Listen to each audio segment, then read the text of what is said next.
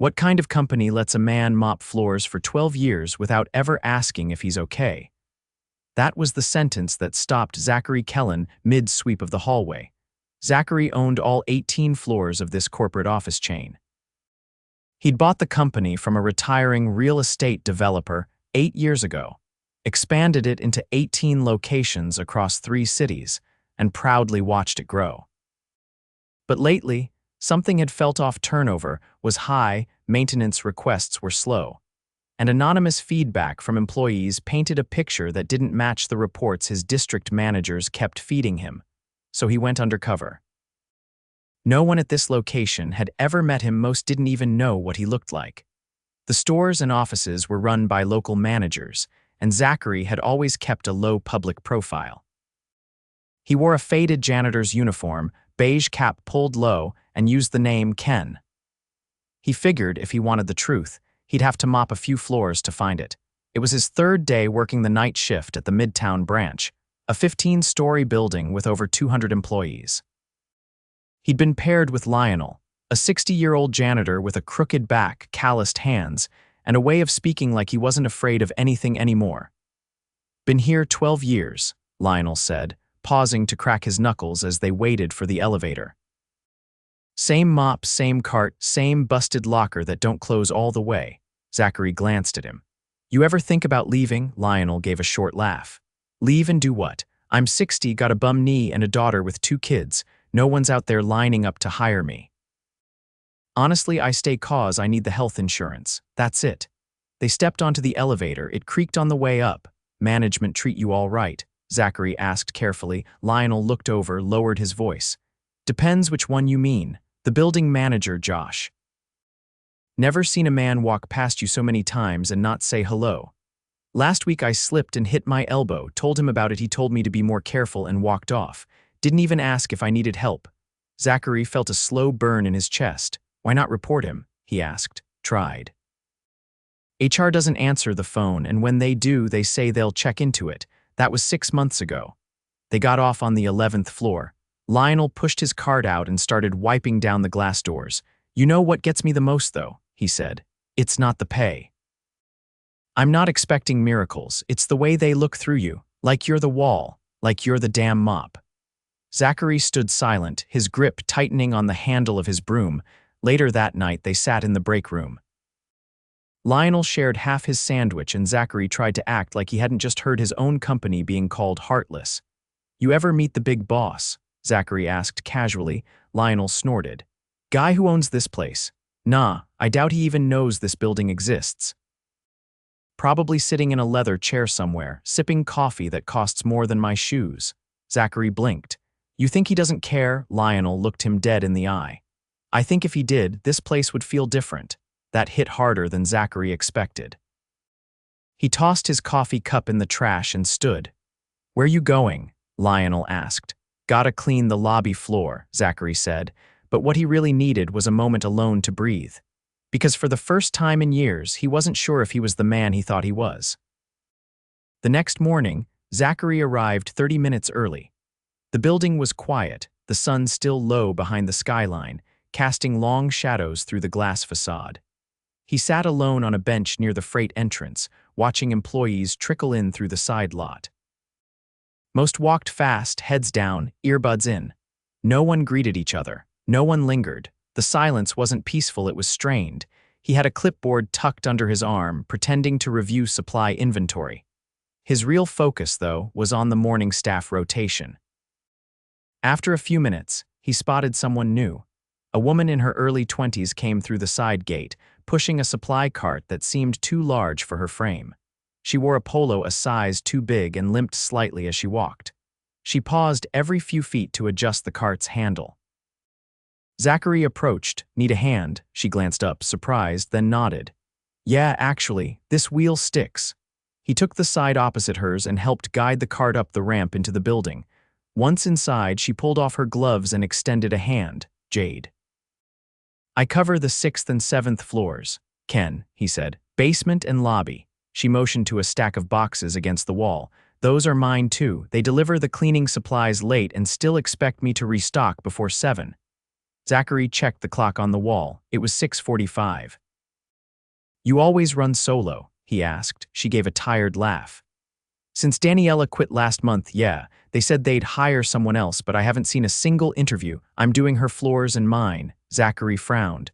You tell anyone it's too much, told the floor supervisor. He said if I couldn't handle it, I should ask for fewer hours, which would be fine, except I need all of them just to cover rent. She popped open a supply box, revealing cracked plastic bottles and torn paper towels. Most of this is junk. I buy my own gloves now. These gave me a rash last time. Zachary scanned the labels. Some had expired dates. Others had no labels at all. Where do these come from? He asked. No idea. They show up every Thursday. I think the building manager gets them from some discount supplier. Cheaper than our old stuff, but it barely works. Zachary didn't respond. He didn't trust his voice to stay even. That afternoon, he shadowed the mailroom. He figured it was a quieter spot, less likely to draw attention, but still close enough to observe how the rest of the building functioned. The mailroom was handled by 2 employees, Darren, a sharp-eyed man in his 40s who moved quickly but spoke little, and a woman named Mina who handled sorting. Ken, right? Mina said, wiping her hands on a towel. They told me you'd be helping out down here today. Yeah. Wherever they need me, she gestured to a stack of deliveries. That's our headache pile. Half of those are wrongly labeled. The front desk sends them here when they don't know where else to put them. Zachary picked up a box. It had no suite number, just a company name with a misspelled address. Does this happen often? Mina shrugged. Every day. We told Josh, but he said if we can't deal with simple logistics, then maybe we're not detail-oriented enough. Real motivational guy. Zachary kept his tone neutral. What's he like? Darren, who'd been silent, finally spoke. Wants to be liked, but doesn't want to work. He disappears for half the day, then comes back and criticizes whatever wasn't done while he was gone. He ever help out himself? Mina let out a short breath. Help. He once told me not to waste tape because it wasn't in the budget. Meanwhile, he bought himself a new espresso machine for the main office. Zachary raised an eyebrow. Espresso machine? Yeah, said it was for client impressions. No client's ever seen it. It's in his locked office. Later, during the lunch hour, Zachary stepped outside near the loading dock, hoping to get a breather. A man in a maintenance vest stood by the dumpster, lighting a cigarette with shaking hands. You all right? Zachary asked. The man gave a nod but didn't speak. Zachary waited. After a long pause, the man finally said, I'm Devin. HVAC tech, Ken, janitorial. Devin looked out toward the street. I've been working double shifts for 3 weeks. The AC system on 9 is shot. Parts are on backorder, but Josh keeps promising tenants it'll be fixed by Monday. Zachary folded his arms. That happen a lot, constantly. I told him we need to redirect airflow from other floors to keep the temps livable, but he doesn't want to inconvenience premium tenants, so I'm patching copper lines with duct tape and praying no one notices. Sounds unsafe. It is. I've filed 2 hazard logs. No response. One of the duct valves started leaking last week. If it spreads to the electrical panels. Devin didn't finish the sentence. That evening, Zachary stayed late to clean the elevators. On the 12th floor, he saw something that stopped him mid-sweep. A woman in a pencil skirt stood at the front desk, clearly upset. Her voice was low but firm. You told me my request was approved. Now you say you never received it. The receptionist, a young man in a crisp shirt, barely looked up. I told you I don't control approvals. You'll have to email Josh. I already did. 3 times, no reply. Then I guess you'll have to wait. Zachary watched from the corner, broom still in hand. The woman turned and left, clearly furious. Once she was gone, Zachary stepped closer. She all right? The receptionist didn't even glance up. She's mad because she wanted after hours access for a client meeting. We're not supposed to grant those unless Josh signs off. Did he? No idea. I stopped checking. He says yes to everyone, then blames us when it backfires. Zachary nodded slowly. Thanks. He rode the elevator down alone, his reflection staring back at him in the mirrored walls. Every floor he passed felt heavier than the last. Back in the janitor's closet, Lionel was packing up. You look like you've seen a ghost, he said, tossing his gloves into a bin. I've seen something, Zachary replied. Lionel leaned against the wall. Let me guess, someone upstairs made you feel small. No, Zachary said quietly. They made someone else feel small. And I watched it happen. Lionel didn't press. He just nodded once like he understood. Zachary walked home that night with a storm in his chest. He didn't need more evidence. He'd seen enough. Tomorrow, he would walk into that building, not as Ken, but as the man who owned every inch of it. And this time, people would listen. The next morning, Zachary didn't wear the janitor's uniform. He stepped into the Midtown building in a charcoal suit. No tie, hair combed back, and a look that made the security guard at the front desk straighten up before he even said a word. The name badge clipped to his blazer read, Zachary Kellan. For the first time in 4 days, he wasn't hiding. He didn't stop at the reception. He didn't call ahead. He took the elevator straight to the 10th floor where the building manager's office was located and walked through the glass doors without knocking. Josh looked up from behind his desk, startled. "Can I help you?" he asked, setting down a half-eaten protein bar. Zachary didn't sit. "Yes. I'm Zachary Kellan. I own this building and every other building under this brand." Josh stood up so fast his chair rolled backward into the wall. "I'm Mr. Kellan. I didn't know you were visiting today. No one told me." "No one knew," Zachary said. That was the point. Josh opened his mouth, but Zachary raised a hand. "Don't speak. Listen. I've spent the last 4 days working the night shift in this building. I've seen the condition of the supplies. I've watched employees carry double workloads. I've heard what your staff say when you're not around, and frankly, I'm disgusted." Josh's face flushed deep red. "If there's been a misunderstanding, there hasn't." Zachary stepped forward, voice low and even. "You ignored hazard reports. You forced staff to use expired products. You locked an espresso machine in your office while telling your team there wasn't enough money for tape. And you walked past a man who was injured on shift without even asking if he needed help." Josh's mouth opened, but no sound came. Zachary continued. "You've created a culture where people are afraid to speak, where no one feels seen. And you've made it clear you care more about covering yourself than running a functional building." Josh's voice finally cracked through. "I've been doing my best with a limited budget. You've been mismanaging your responsibility with complete indifference. You're done here." Josh blinked, stunned. "You're firing me. That would be the consequence of failing your team this badly, yes." Before Josh could respond, Zachary turned and walked out. He didn't use the elevator. He took the stairs 12 flights down and stopped on each floor, stepping into departments he hadn't visited yet. Quiet offices, storage rooms, overlooked corners. He greeted staff by name, asked questions, listened. Some looked confused. Others looked like they didn't quite believe he was real. But then he walked into the 6th floor break room and saw Jade sitting at a table, rubbing her wrist. He crossed the room and stood beside her. "You hurt your hand." She looked up, startled. "No, just sore. Cart handle sticks." "I know," Zachary said. "You shouldn't be pushing that alone. Help is coming soon." She gave him a puzzled look. "I'm sorry, have we met?" He extended a hand. "Zachary Kellan." Her eyes widened. "Wait, you're the guy who owns—" "Yes." She stood up quickly, but he motioned for her to sit. "You're not in trouble. I need 10 minutes. You up for it?" She nodded slowly. He sat across from her. "I know you've been covering 2 sets of floors by yourself. That ends today. We're hiring replacements immediately. You'll have full coverage by next week. Until then, I'm pulling in temp support from our other buildings." Jade stared at him. "How do you know all this?" "I worked next to you. You just didn't know it was me." She blinked. Then slowly, the recognition set in. "You're Ken," he nodded. She leaned back, stunned. I didn't mean anything I said as a complaint. I was just venting. I didn't think anyone was actually—" "You told the truth. That's what matters." She was quiet for a moment. "I didn't think anyone from corporate actually cared. I understand why you'd feel that way, but that changes now." He stood. "Take the rest of today off. Paid, go home. Your body needs rest. I'll make sure tomorrow you're not alone." She didn't move for a moment. Then slowly she nodded. Zachary continued to the basement, where he found Lionel finishing up a floor buffer job. The machine hummed loudly, and Lionel didn't notice him at first. Zachary tapped his shoulder. Lionel turned and gave a startled laugh. "Look at you. Fancy suit." Zachary smiled faintly. "Time to stop pretending. So you're really him?" "I am." Lionel set the buffer aside. "Didn't expect that.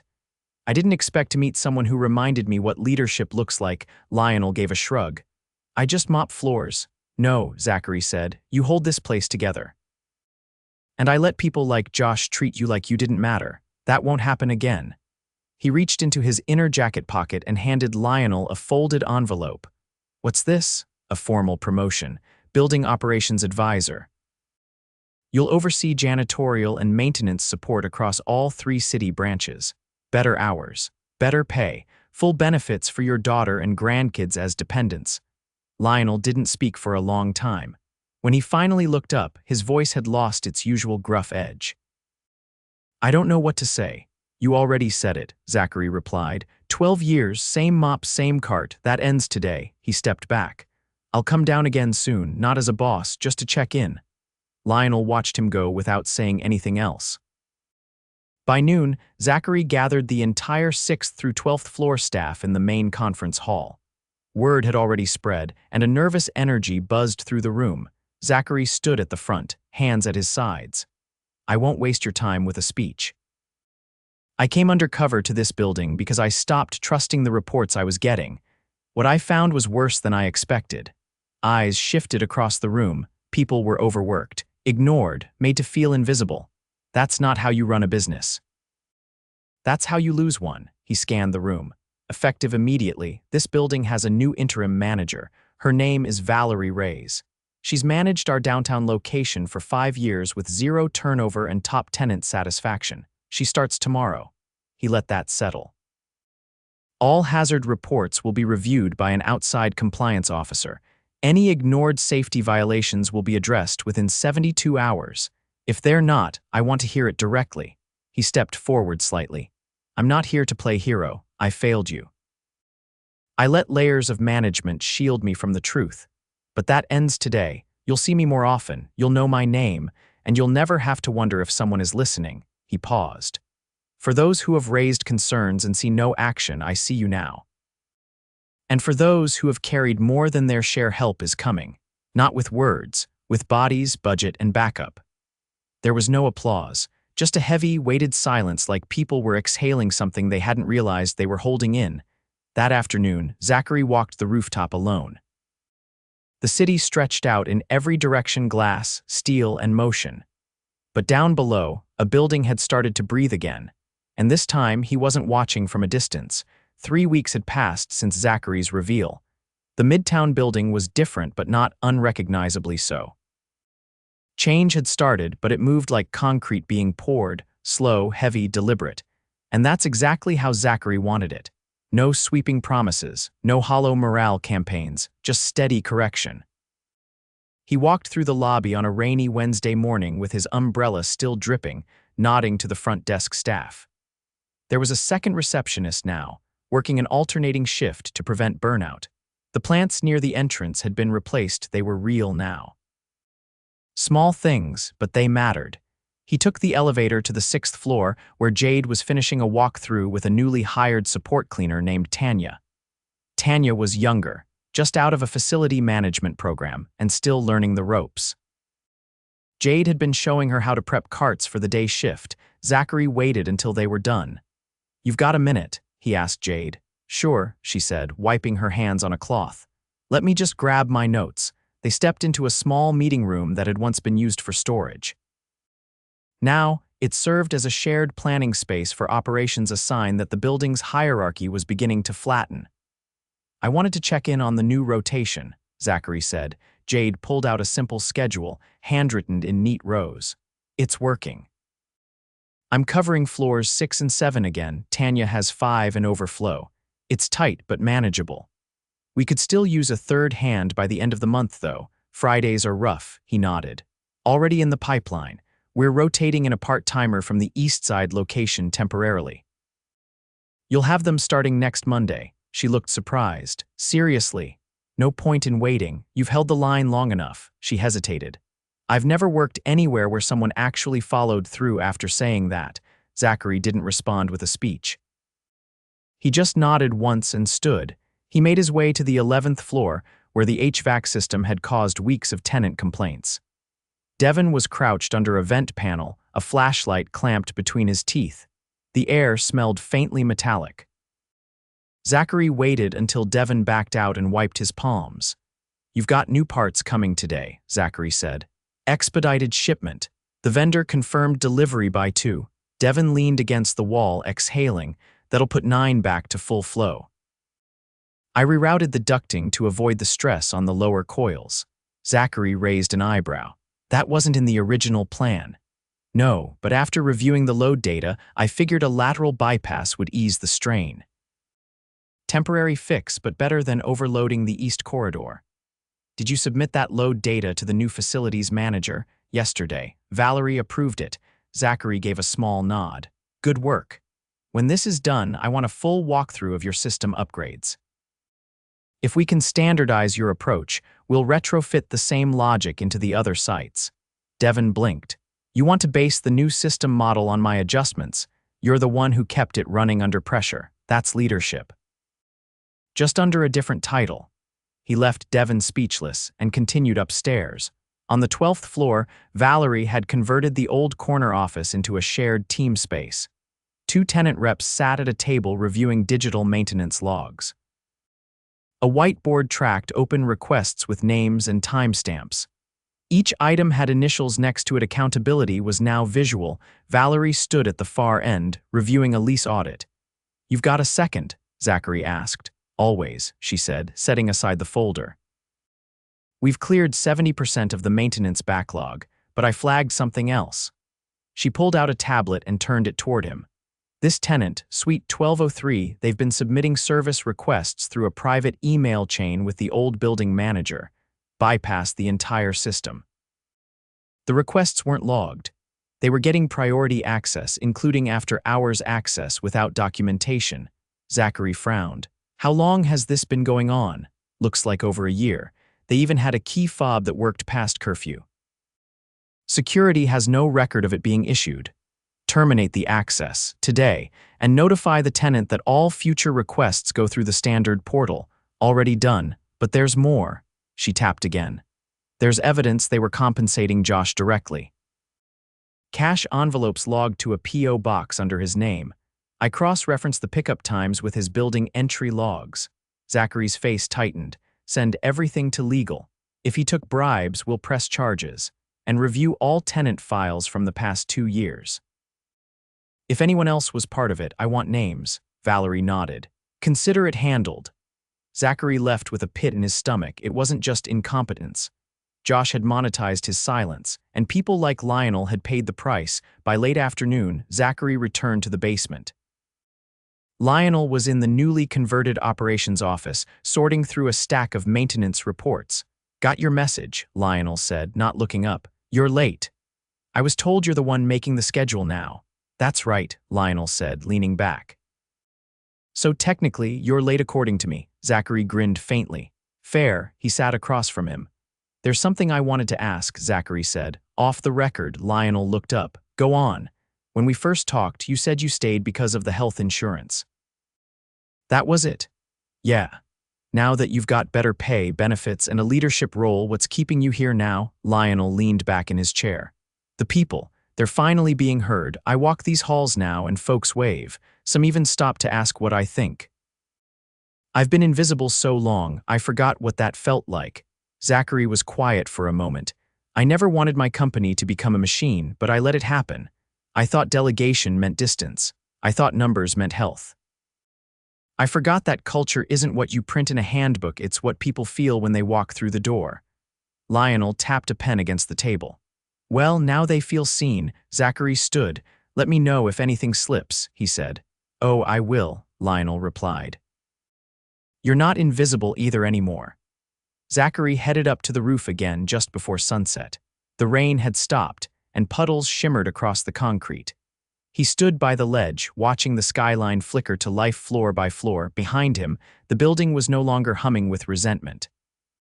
It was working, not perfect, not easy, but working. There'd be no press release about what happened here, no viral video, just people doing their jobs with dignity. That was enough. He pulled out his phone and opened the employee feedback portal. A new message sat at the top from Tanya R. Subject, first week message. I just wanted to say thank you.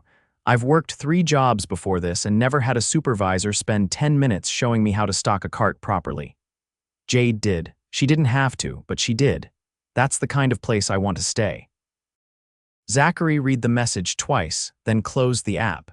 He didn't need to be everywhere all the time. He just needed to make sure the right people were. He turned toward the rooftop door and stepped back inside.